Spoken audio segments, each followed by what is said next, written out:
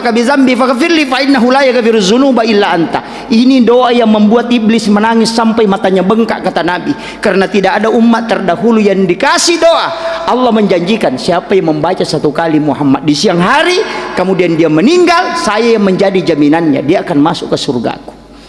Makanya kalau mau masuk baca ini, Pak. Dihafal gitu? Tidak dihafal? Hafal itu, Pak. Tanya Ustaz Google. Bagaimana caranya? Ditanya Ustaz Google, ketik saja Sayyidul Istighfar, maka dia akan muncul. Hafal itu, Pak. Inilah doa yang membuat iblis menangis sampai matanya bengkak, kata Nabi. Tidak ada doa yang diberikan kepada hamba Allah kecuali iblis menangis sampai matanya bengkak, kecuali Sayyidul Istighfar.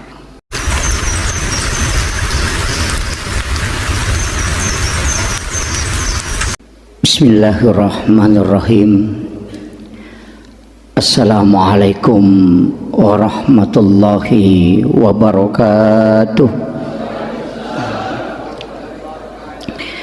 Maulaya salli wa sallim daiman abada ala habibika khairil halki kullihim. هو الحبيب الذي ترجى شفاعته لكل هول من الأحوال المقتحم. يا ربي بالمصطفى بلغ مقاصدنا واغفر لنا ما مضى يا واسع الكرم. يا ربي بالمصطفى بلغ مقاصدنا واغفر لنا ما مضى يا واسع الكرم. إلى حضرة النبي المصطفى صلى الله على سيدنا محمد الفاتحة.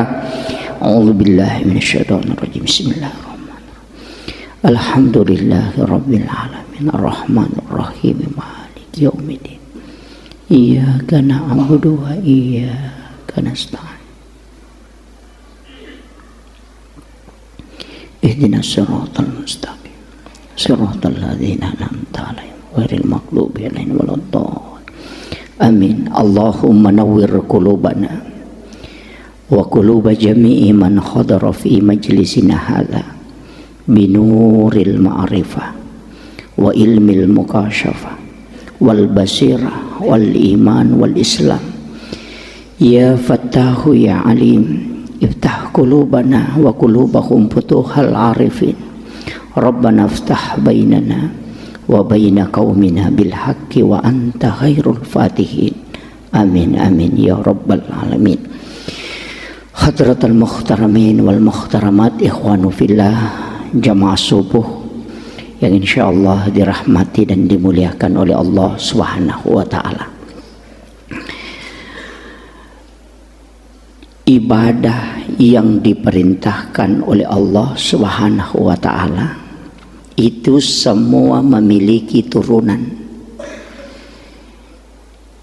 Ada ibadah fardu, ada ibadah sunnah. Ibadah fardu itu langsung menjadi pengakuan Allah, sedangkan ibadah sunnah itu disandarkan ke Nabi. Inilah alasan kenapa satu-satunya Nabi yang bisa memberi syafaat itu cuma Rasulullah, karena tidak ada Nabi sebelum Rasulullah yang diberikan otoritas dalam ibadah. Jadi kalau perintah Allah, perintah Allah. Kita itu selalu ada turunan. Haji wajib, ada umrah itu sunnah. Sholat wajib, ada sholat sunnah. Zakat itu wajib, sedekah sunnahnya. Syahadat itu wajib, sholawat itu sunnahnya. Puasa wajib, ada puasa sunnah. Kenapa ada ibadah sunnah, ada ibadah fardu? ibadah fardu itu disandarkan langsung menjadi perintah Allah kepada hambanya, sedangkan ibadah sunnah adalah disandarkan ke Nabi sebagai otoritas. Makanya jalur masuk surga tiketnya itu cuma dua, kalau bukan tiket rahmat itu tiket syafaat. Ibadah sunnah di situ lahir tiket syafaat, ibadah fardu di situ lahir tiket rahmat. Makanya ulama kita itu tidak akan pernah menilai ini dalam tataran tasawuf, karena kalau kajian kita masuk ke fikih ya pasti hitung-hitungan, kalau masuk ke hikmah itu manfaat, kalau lari ke tasawuf maka itu masuk kepada hakikat. Makanya ulama tasawuf dengan ulama fikih itu tidak boleh menggunakan bahasa tasawuf dalam menjelaskan fikih, tidak boleh juga menggunakan bahasa fikih dalam menjelaskan tasawuf, itu tidak bisa. Nah sekarang orang banyak menggunakan istilah fikih dalam tasawuf. Ada istilahnya orang Bugis, maka daru utumu balalin romu degaga mulolonga kode misanyisa na sampajang. Nah, biasa ada begitu. Padahal kalimat itu keliru. Sebenarnya orang tua dulu mengatakan maka daro kami utumu balalin romu na demo lolongang. Tapi dia rubah. Ya kode misanyisa na sampajang maka daro tum balalin romu degaga mulolongang. Padahal kalimat itu awalnya mengatakan maka daro kami utumu balalin romu na demo lolongang. Itu kan sudah beda. ini yang tapi yang tidak bisa bahasa Bugis mohon maaf.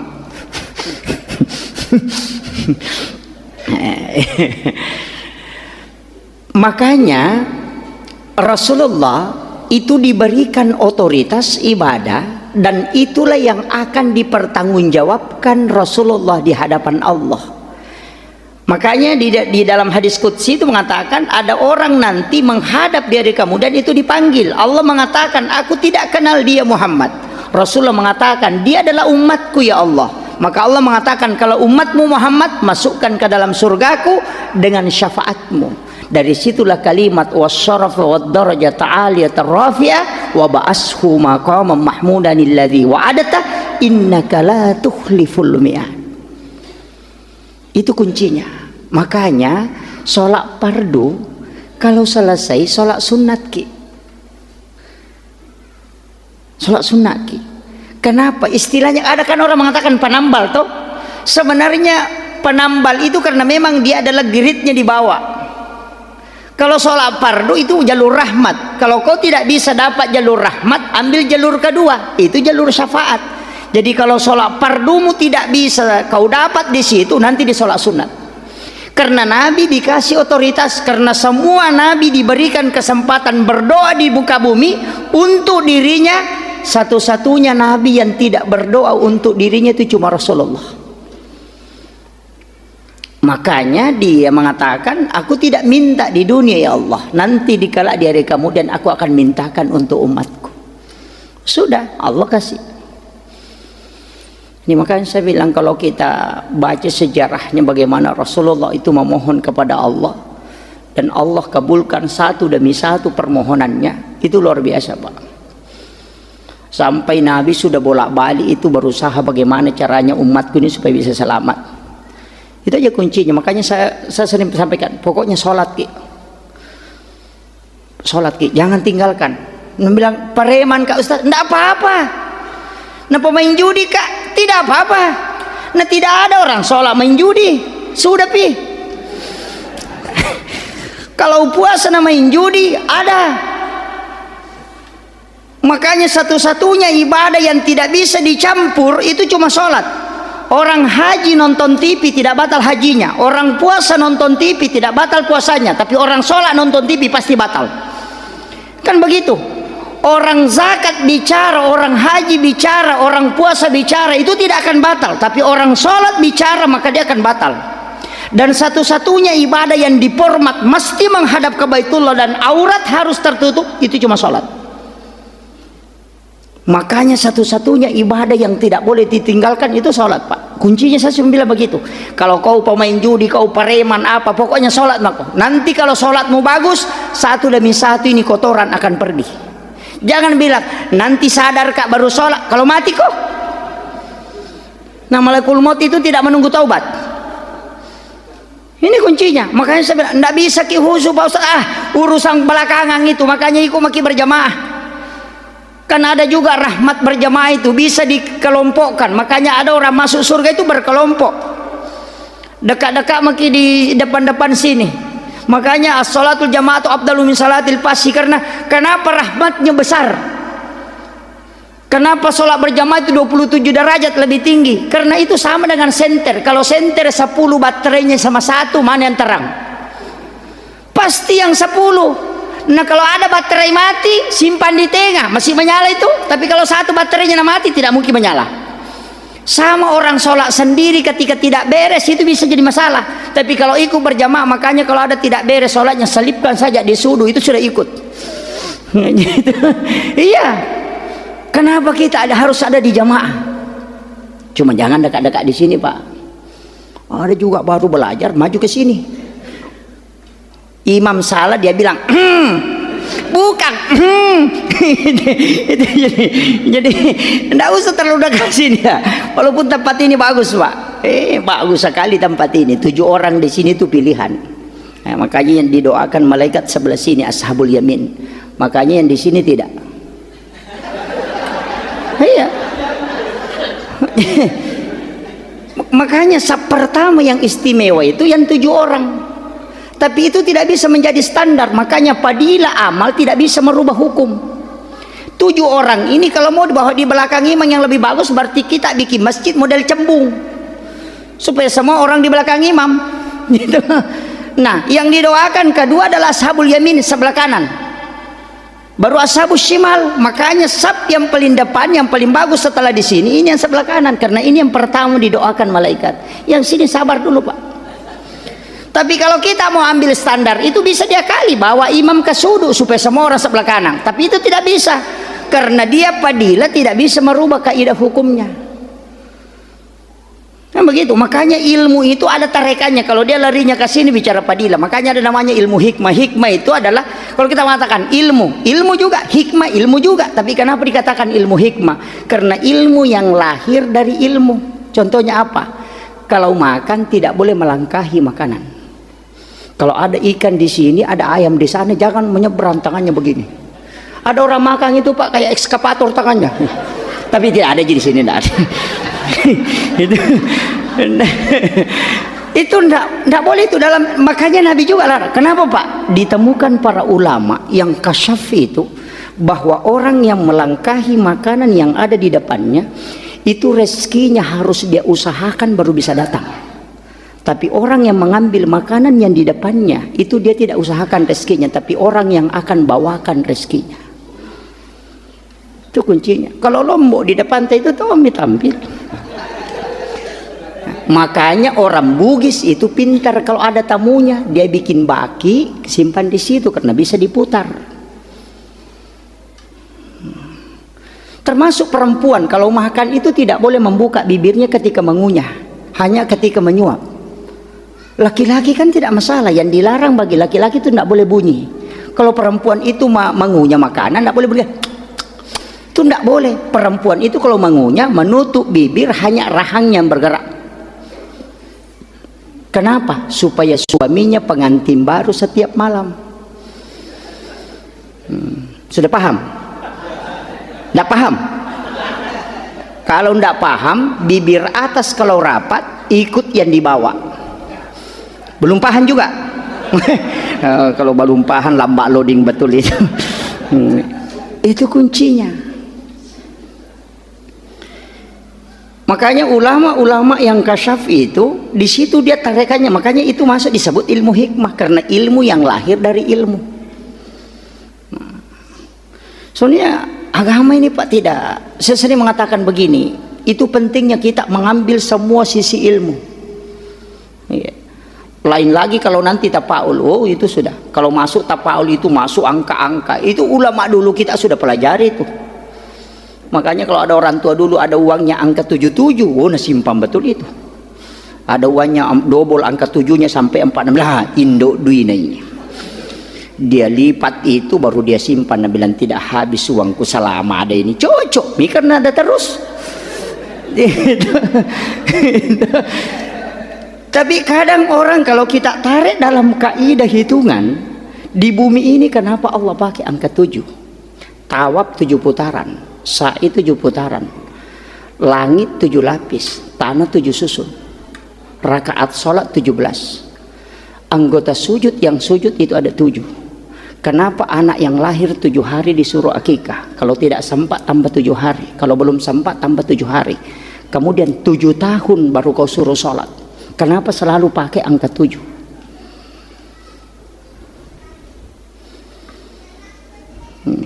Makanya ulama kita di kaidah ilmu hikmah itu dia tarik itu. Itu kan kuncinya di situ. Jadi kadang-kala kita kalau mengkaji itu ketemu juga. Cuma orang sekarang itu Pak karena jarang membaca baru merasa benar. Wah itu langsung bahaya itu Pak. Salah satu musibah yang ada di muka bumi ketika seorang guru berhenti belajar. Itu musibah. Tuh. Kemudian sampai jam berapa kita? Wah, jangan bilang jam 10. Ini iya, sampai suruk ya. Jam 6 lewat. Ya. Banyak sekali jam ini. Iya. Jadi kode saja kalau masuk. Saya ingin kaji sedikit begini. Kenapa sholat ini diistimewakan oleh Allah? Sebenarnya sholat ini permintaannya Nabi. Jadi tidak ada Nabi itu yang tidak dikasih sholat. Semua Nabi dikasih sholat Pak. Nabi Adam dikasih sholat. Cuma Nabi Adam yang tidak punya syariat itu. Jadi Nabi Adam itu tidak ada larangan mencuri Pak. Karena memang tidak ada pencuri, karena dia sendiri. Jadi hukum mencuri itu potong tangan, nanti hukum syariat ke belakang. Tapi semua nabi itu sholat. Nabi Ibrahim itu sudah sholat, Nabi Zakaria itu sholat, Maryam itu sudah sholat. Makanya di ayat itu kan, kalau yang hafal Quran pasti tahu. Fataqabbalaha rabbuha biqabulin hasanin wa ambataha nabatan hasanan wa kaffalaha Zakaria kullama dahala 'alaiha Zakaria al-mihrab jada indaha rizqan. Itu kan jelas itu. Kullama dahala 'alaiha Zakaria al-mihrab. Kan begitu. Maryam itu kan sholat di mihrab. Nabi Zakaria itu sholat. Hunalika da'a Zakaria rabbah. Kan di situ ada wa huwa qaimun yusalli. Dia berdiri sholat. Kemudian dia meminta kepada Allah. Apa yang dia minta? Rabbi habli min ladunka zurriyatan thayyibatan innaka sami'ud du'a. Sholat ini sudah ada. Jangan katakan nanti Nabi Muhammad. Bahkan Nabi ketika Isra Mi'raj di mana dia sholat? Sholat di Madinah, sholat di Bukit Tursina, sholat di Baitul Lahmi, kemudian sholat di Masjidil Aqsa. Coba, padahal dia belum Mi'raj ini, baru Isra. Kan diambil di Mekah, baru dibawa ke Madinah, baru dibawa ke Gunung Sinai. Dan itu sholat, disuruh Jibril, sholat Muhammad 2 rakaat. Nabi sholat, selesai sholat baru bertanya, tempat apa ini? Jibril mengatakan ini adalah Madinah, dan kalau engkau akan berhijrah ke sini Muhammad. Baru dibawa ke Gunung Sinai, disuruh sholat, selesai sholat baru Nabi bertanya, tempat apa ini Jibril? Kenapa saya sholat di sini? Malaikat Jibril mengatakan, di sinilah Nabi Musa menerima wahyu. Ini adalah Gunung Sinai. Makanya di situ qallamallahu Musa taklima. Di sinilah Nabi Musa berbicara langsung dengan Allah. Kemudian dibawa ke Baitul Lahmi sebelah selatan Masjidil Aqsa. Pak Guru Tak ini tahu betul itu karena sering antar jamaah haji. Itu sebelah selatan Masjidil Aqsa. Dibawa ke situ, ada tempat di situ disebut Baitul Lahmi. Kita sering menyebutnya Bethlehem. Nabi disuruh sholat, Nabi sholat di situ. Nanti selesai baru bertanya, tempat apa ini? Jibril mengatakan, di sinilah Nabi Isa dilahirkan, Isa bin Maryam dilahirkan. Kemudian masuk ke Masjidil Aqsa, baru dia menjadi imam. Semua makmumnya adalah Nabi dan Rasul pendahulunya. Itu isyarat bahwa Nabi adalah pemimpin para Nabi dan Rasul. Dan dia adalah imamnya. Kalau dia sudah sholat berjamaah di situ baru naik, berarti sudah ada sholat sebelum dia menerima. Kan itu kuncinya. Naik lagi pertama ketemu Nabi Adam. Kenapa ketemu Nabi Adam, Pak? Ini pesan untuk kita yang sering sholat. Itu Nabi Adam dari surga dilemparkan ke bumi. Seakan-akan dia gubernur, itu jadi camat. Makanya kalau ada orang, Pak, mencalonkan diri jadi gubernur, anggota dewan terpilih, tidak usah bersilaturahmi. Karena naik gitu. Yang kalau mencalonkan gubernur baru menjadi rakyat biasa, itu didatangi karena sedih hatinya, gembirakan dia.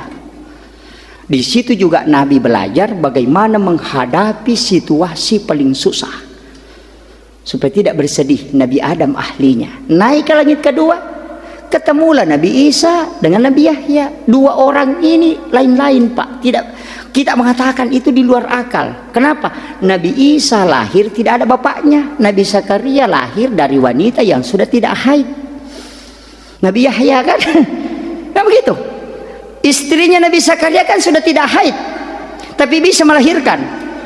Bayangkan, hampir 60 tahun umurnya. Kalau ada orang di Sorong ini, Pak, perempuan 64 tahun umurnya baru hamil, bukan dia yang takut, dokternya takut. Kaget dokternya, bagaimana nanti kalau melahirkan nih?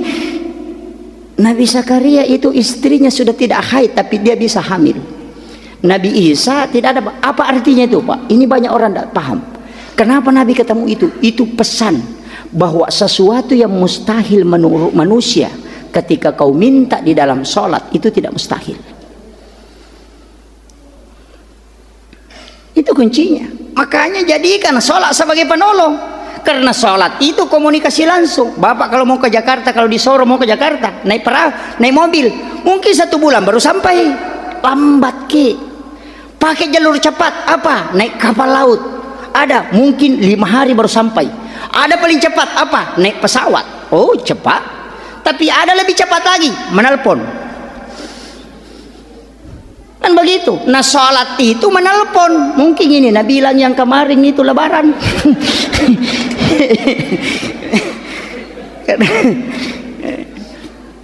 Yang lebaran hari Jumat itu. Dia karena saya sudah telepon Allah, makanya dia tidak percaya bulan. Ya, makanya ulama kita kan dari dulu pakai itu. Makanya kalau ada masalah sholat, makanya semua format agama pasti ada sholatnya, walaupun ada doanya. Musafir ada doanya, hafal doa musafir tuh.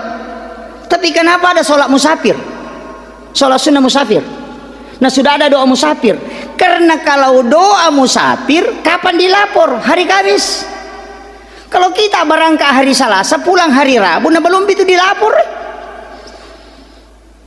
Tapi kalau sholat langsung terlapor di luar tanggungan malaikat. Karena sholat komunikasi langsung dengan Allah. Makanya di dalam sholat kita berdoa. Itulah maknanya ayat wa huwa qaimun yusolli fil mihrab. Sementara sholat di dalam mihrabnya dia berdoa, Rabbi habli, bukan setelahnya. Makanya di sujud terakhir minta di situ, nggak usah dilepaskan, cukup dalam hati berdoa, karena di situ komunikasi tanpa melalui jalur malaikat, dia jalur Allah langsung. Banyak orang selesai salam belum berdoa, bila malaikat terlambat kok bos, tadi sudah menghadap, kenapa ndak minta? Kalau kau lapor sama saya baru saya catat, tunggu dulu, kan begitu. Makanya Nabi ketika menghadapi masalah langsung mengambil air wudhu kemudian sholat, minta petunjuk. Disebut sholat sunnah hajat atau sholat sunnah istikharah. Kan ada semua tuh. Kalau kita melakukan pelanggaran, ada doa, kan ada doa itu. Allahumma anta rabbi la ilaha illa anta khalaqtani wa ana abduka wa la adika wa adika mastata'tu a'udzubika min syarri ma sana'tu abulaka bi ni'matika alayya wa abulaka bi dzambi faghfirli fa innahu la yaghfiru dzunuba illa anta. Ini doa yang membuat iblis menangis sampai matanya bengkak, kata Nabi, karena tidak ada umat terdahulu yang dikasih doa. Allah menjanjikan siapa yang membaca 1 kali Muhammad di siang hari kemudian dia meninggal, saya yang menjadi jaminannya, dia akan masuk ke surgaku. Makanya kalau mau masuk baca ini, Pak. Dihafal gitu? Tidak dihafal? Hafal itu, Pak. Tanya Ustaz Google. Bagaimana caranya? Ditanya Ustaz Google. Ketik saja Sayyidul Istighfar, maka dia akan muncul. Hafal itu Pak. Inilah doa yang membuat iblis menangis sampai matanya bengkak, kata Nabi. Tidak ada doa yang diberikan kepada hamba Allah kecuali iblis menangis sampai matanya bengkak, kecuali sayyidul istighfar. Makanya dibaca kalau sudah sholat subuh sama sudah sholat maghrib. Kalau kita baca sudah sholat subuh kemudian meninggal sebelum sampai ke maghrib, itu Allah yang menjadi jaminan. Ingat, Allah tidak mengatakan langsung masuk Muhammad, tidak. Cuma dia jamin. Jangan bilang langsung masuk. Oh, tunggu dulu bos, itu diproses. Nah, itu jangan langsung ngambil. Sama gitu ketika hadis mengatakan mambana masjidan fid dunya lillahi ta'ala banallahu lahu baitan fil jannah. Itu janji. Pak Haji ini dapat janji Pak dari Allah karena ada masjidnya. Siapa yang bangun masjid dijanjikan istana di dalam surga, biar tidak sholat. Biar tidak sholat. Orang yang sudah punya masjid itu Pak, kalau tidak sholat ada rumahnya di surga, cuma dia tidak masuk. Iya, karena dijanjikan dibikinkan rumah, tidak mengatakan dikasih masuk. Kan begitu, dijanjikan istana. Makanya mambana masjidan fid dunya lillahi ta'ala banallahu lahu baitan fil jannah. Itu kan gitu. Makanya Bapak kalau bersedekah ada rumahnya, cuma kalau mau masuk tunggu dulu bos, kau tidak punya kuncinya, kan begitu. Tapi Nabi itu kan punya dua. Makanya sholat kunci surga, pembuka segala kebaikan. Baru neraka ini kan terbuka, ada kuncinya neraka, kita dapatkah? Tidak ada. Makanya tidak pernah disebut kunci neraka, karena nanti ada yang baca. Tapi Nabi ketika masuk ke neraka keliling itu, makanya di Nabi itu ada kan dinampakkan. Makanya kalau saya Pak, terus terang, walaupun ada kalau orang tidak sepakat, wallahu alam, tapi hasil pengkajian dengan saya tanya beberapa mursyid kami, saya katakan peristiwa Isra Mi'raj itu bukan peristiwa sholat. Kalau saya, peristiwa Isra Mi'raj itu adalah peristiwa pembuktian. Karena ayatnya mengatakan linuriyahu min ayatina, untuk memperlihatkan. Karena Nabi Adam, Nabi Ibrahim, Nabi Musa cuma diceritakan, tidak diperlihat. Nabi Adam tidak lihat Allah, Nabi Musa tidak lihat Allah, Nabi Muhammad melihat. Nabi Adam tidak melihat neraka, Nabi Musa tidak melihat neraka, Nabi Muhammad dimasukkan di situ baru diperlihatkan semua. Tidak ada nabi yang bisa melihat semua tingkatan langit kecuali Nabi Muhammad. Tidak ada yang bisa melihat lauhun mahfuz kecuali Nabi Muhammad. Makanya dikatakan linuriyahu min ayatina, untuk memperlihatkan bukan menceritakan. Sama jika kalau ada orang disuruh manasik haji, nah tidak pernah ke tanah suci, bagaimana kira-kira? Pasti dia bilang menurut orang. Katanya kalau begini, biasanya orang menurutnya tidak pernah tidak jelas itu. Tapi Nabi semua yang diceritakan Al-Quran itu sudah diperlihatkan. Makanya linuriyahu min ayatina. Cuma yang sholat ini oleh-oleh. Cuma memang begitu di mana-mana Pak, kalau orang jalan datang yang ditanyakan oleh-oleh. Orang pergi umrah tidak pernah tuh bilang apa kau lakukan di sana, apa saja ibadahmu, langsung dia bilang apa nak bawa cilak. Itu ada kurma kah? Itu tidak pernah bilang. Jadi di mana-mana kalau datang orang Makassar, dari Makassar pakai sidrap itu apa nak bilang ada roti maros. Itu tidak pernah bilang apa bukan jadi situ, tidak ada. Makanya dikatakan oleh-oleh. Karena cuma Nabi Ibrahim kan juga bertanya begitu, kan Nabi Ibrahim di langit ke-7, kemudian Nabi turun, apa kata Nabi Ibrahim? Apa yang kau bawa? Dia tidak mengatakan apa yang kau lihat di situ, tidak, cuma ada apa yang kau bawa. Nabi mengatakan sholat. Berapa? 50. Aku titip salam Muhammad. Makanya ada kama shallaita ala Ibrahim. Karena itu Nabi Ibrahim titip salam, sampaikan umatmu Muhammad, dia mendoakan aku karena nanti dia akan mendapatkan syafaat pahala dariku. Oh, itu luar biasa Pak. Orang tidak baca kama shallaita tetap sah sholatnya. Cuma kalau dia tidak baca itu rugi.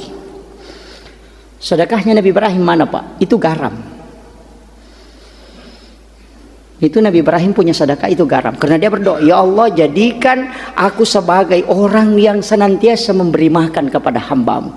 Aku kepingin, dia punya hajat, beri kesempatan aku supaya seluruh umatnya Muhammad dan hambamu saya bisa kasih makan. Allah bilang tidak bisa. Nabi Ibrahim minta, engkau bisa ya Allah ketika engkau mengizinkan aku. Wah, makanya disuruh malaikat masuk ke dalam surga mengambil segenggam kapur, baru Nabi Ibrahim itu dia tiupkan di telapak tangannya itu, dia tiup. Ada yang jatuh ke laut, ada yang ke darat. Yang ke darat itu jadi garam Himalaya.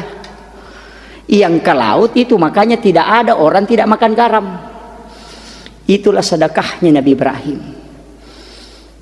Makanya kalau mau makan Pak, makan garam dulu. Karena Nabi Ibrahim berdoa, ada di kitab Ihya, siapa yang makan garam sebelum makan dan makan garam sesudah makan, maka dia tidak akan kena keracunan makanan. Yang kedua, otaknya pasti cerdas.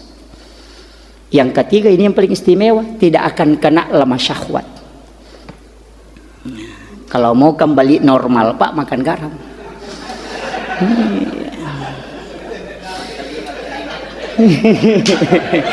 Itu kuncinya.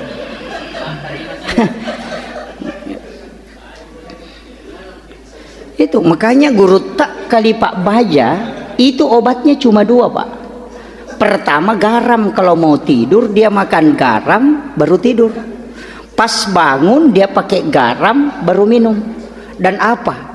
Ketika dokter mengatakan, ahli jantung, bahwa kita menipak kiai yang tidak kucincing jantung tak yang saleting kita akan asa guru tak selama masih ada garam kau tidak sentuh jantungku. Itu kuncinya. Nih, dan itu obat murah sekali Pak, kita beli 10.000 3 bulan tidak habis. Itu iya, makanya dipakai ulama kita dari dulu. Itu kan sedekahnya Nabi Ibrahim. Di kitab Ihya itu kan dijelaskan. Makanya jamaah tabligh itu sering makan garam dulu baru makan. Saya dapat ilmu itu ketika ke NTB. Saya bermalam untuk mengambil ijazah ilmu di salah satu mursyid di NTB. Saya tinggal di pondoknya 2 malam bermalam ya, untuk mengambil ijazah. Saya takut itu mengambil ilmu dari YouTube. Kalau biasa cuma kalau lihat, oh ini orang bisa saya nukan ambil, oh saya pasti di mana tempatnya, di mana bisa saya ketemu ini. Itu kuncinya. Saya bisa hati-hati. Makanya ulama kita kan dari dulu begitu. Nabi Ibrahim kan cuma tanyanya begitu. Nanti turun ke langit ke-6. Siapa di langit ke-6? Nabi Musa. Inilah Nabi yang selalu ngomong sama Allah. Nabi Musa, tapi dia tidak pernah lihat. Makanya sama juga orang radio. Dengar suaranya. Tidak bisa, dia pernah tidak bisa. Karena dia minta tidak bisa. Karena yang bisa melihat Allah adalah nur yang dari situ. Dia adalah nurun Muhammad. Makanya Bapak ini bisa melihat karena nurun Muhammad. Bapak bisa bicara, kita bisa bicara itu karena nurun Muhammad. Telinga bisa mendengar itu karena nurun Muhammad. Maka jangan gunakan nurnya Rasulullah untuk sesuatu yang dilaknat oleh Allah. Itu pertanggungjawabannya besar. Itu berat itu Pak. Nabi Musa kan tanya, apa yang kau dapat Muhammad? Apa yang kau bawa? Dalam salat berapa? 50. Ya di situ Nabi Musa ngomong, oh banyak itu. Tapi untung ada Nabi Musa Pak. Seandainya tidak ada Nabi Musa, stres muasin. 50 kali mau bolak-balik. Belum sampai rumahnya pulang lagi asan itu. Untung ada Nabi Musa. Tapi Nabi Musa kepentingannya bukan menyuruh bolak-balik. Karena ada kalimatnya Nabi Musa yang terakhir ketika Nabi minta izin itu. Apa kalimatnya? Nabi Musa tundukkan kepalanya kemudian dia mengatakan, Ahmad Ruhullah, Muhammad Habibullah. Itulah kalimat yang diucapkan ketika khatib duduk di atas mimbar untuk mengambil khutbah kedua di hari Jumat. Letakkan tangan kanan di dada sebelah kiri kemudian ucapkan kalimat itu. Ahmad Ruhullah, Muhammad Habibullah. Karena Nabi kan disuruh minta kurang betul Pak. Naik kurangi 5, naik kurangi 5. Makanya Nabi itu bolak-balik 9 kali. Tapi ketika tinggal 5, Nabi Musa bertanya, berapa lagi Muhammad? Nabi mengatakan, tinggal 5 Musa. Nabi Musa bilang, naik lagi Muhammad. Nabi sudah berpikir, setiap saya 1 kali naik dikurangi 5, nah tinggal 5 ini. Berarti kalau saya naik habis. Itu begitu. Itu kan dia pikir, makanya saya tidak kembali lagi, karena kalau ikuti perintahnya seterusnya Nabi Musa, tidak ada ku dapat. Nabi Musa ketika Nabi mengatakan saya tidak kembali, saya sudah berat malu di hadapan Allah. Apa kata Nabi Musa? Ahmad Ruhullah. Inilah Nabi Musa, akalnya tinggi memang Pak. Jadi kalau ada orang yang suka mengakali orang itu, Nabi Musa itu. Kenapa dia mengatakan Ahmad Ruhullah? Dia tidak mengatakan Muhammad, tapi dia mengatakan Ahmad Ruhullah. Dia mengatakan di dalam nurmu Muhammad, di situ aku bisa melihat nurnya Allah. Karena dia tidak pernah melihat wajah Allah, tapi ketika Nabi sudah ketemu dengan Allah, turun ke langit ke-6, nurnya itu masih menempel. Itulah yang dinikmati Nabi Musa, sehingga dia suruh Nabi bolak-balik hanya untuk menikmati itu. Kemudian dia mengatakan Muhammad Habibullah, betul-betul engkau kekasih Allah. Karena kami ini Nabi kalau disuruh tidak pernah tawar. Kau tawar dikurangi betul, maka betul kau kekasihnya. Di situ dia akui Pak. Nah ini makanya kita ini kalau masuk neraka betul-betul kelewatan betul kita ini. Apalagi kalau Pak Imam, sudah. Makanya harus yakin Pak, sebelum kita meninggal itu harus yakin bahwa tidak, Allah akan memberikan keselamatan. Nabi akan menunggu kita, karena Nabi sudah mengatakan saya akan tunggu umatku. Nabi pertama membuka pintu surga dan dia yang akan terakhir menutup, karena dia akan berbolak-balik ke neraka menjemput umatnya masih ada. Itu Rasulullah. Ini sudah lewat ini. Wah, berapa menit Pak? Belum ya. Iya, saya tambah sedikit ini. Makanya kaidah agama, saya sering mengatakan begini, kita ini Pak, itu sudah dimanjakan betul.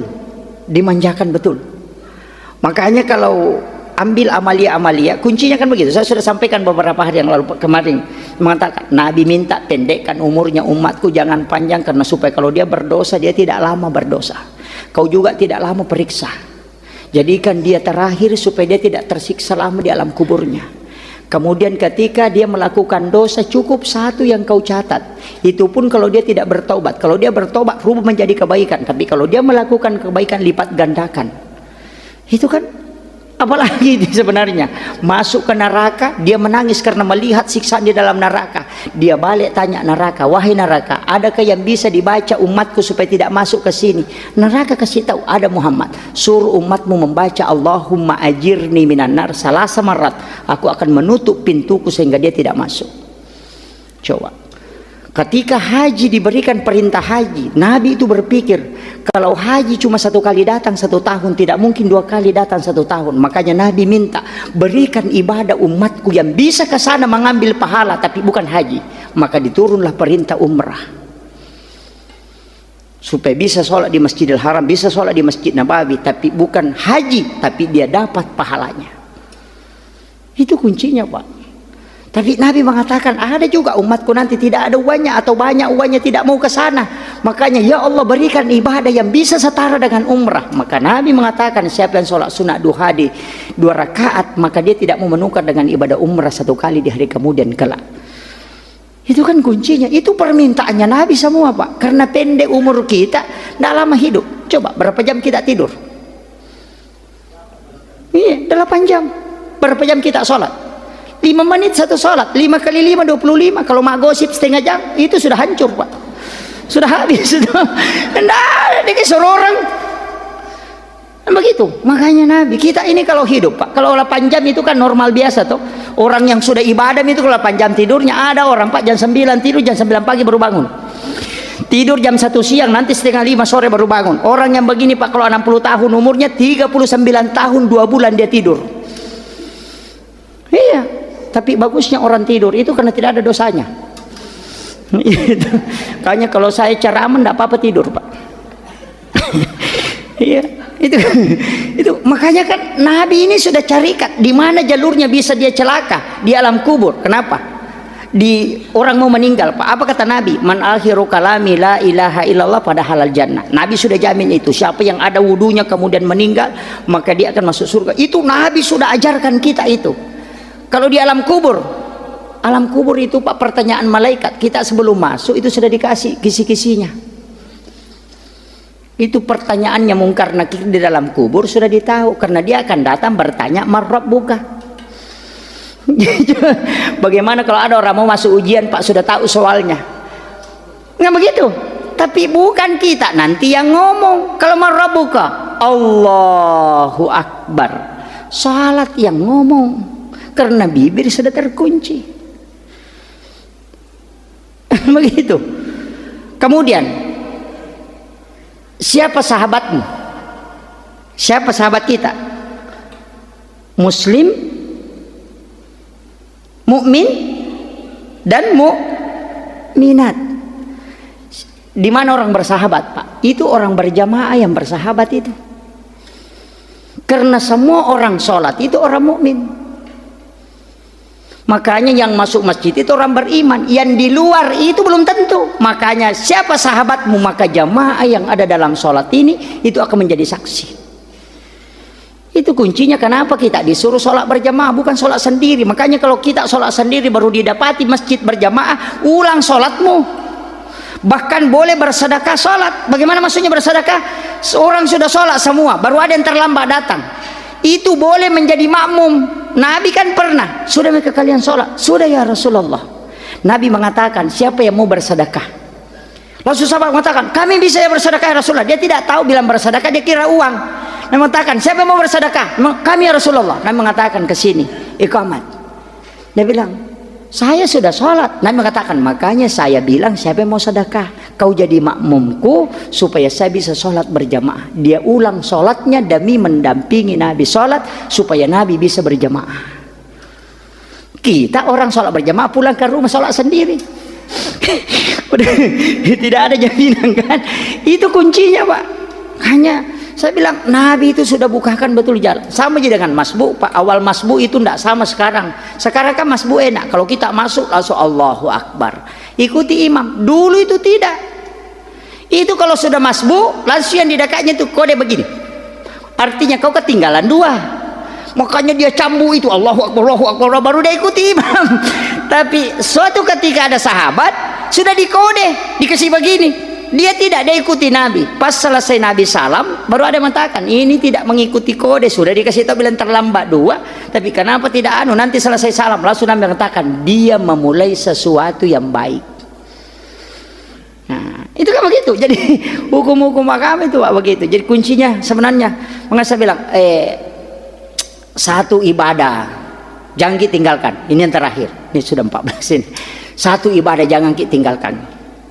Kalau semua, tapi selain sholat ini maksud saya, semua zikir kita tidak bisa baca, satu jangan tinggalkan. Apa? Sholawat. Karena orang yang sholawat sudah ada istighfar di dalamnya. Orang yang sholawat sudah ada rahmat di dalamnya. Orang yang sholawat sudah ada permohonan di dalamnya. Kenapa? Allahumma sholli ala Muhammad wa ala Muhammad. Orang yang membaca itu, maka malaikat dengan Allah mengirimkan salam kepadanya 10 kali. Apa salamnya Allah? Itu rahmat. Padahal itu dibalas 10. Malaikat apa salamnya? Salamnya malaikat adalah permohonan ampun di hadapan Allah terhadap orang itu.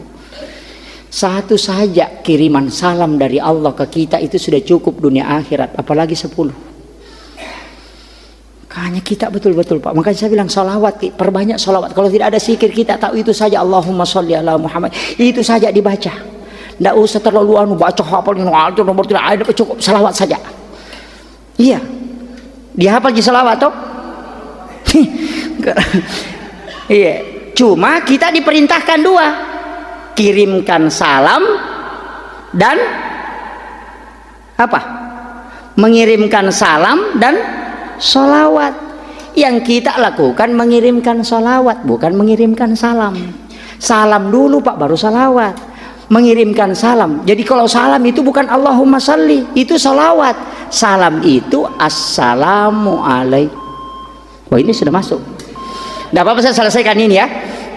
Jadi assalamu alayka ya Nabi Allah, assalamu alayka ya Rasulullah, assalamu alayka ya Sayyidi, assalamu alayka ya Aba Barruh, assalamu alayka ya Taha, assalamu alayka ya Sin. Itu salam.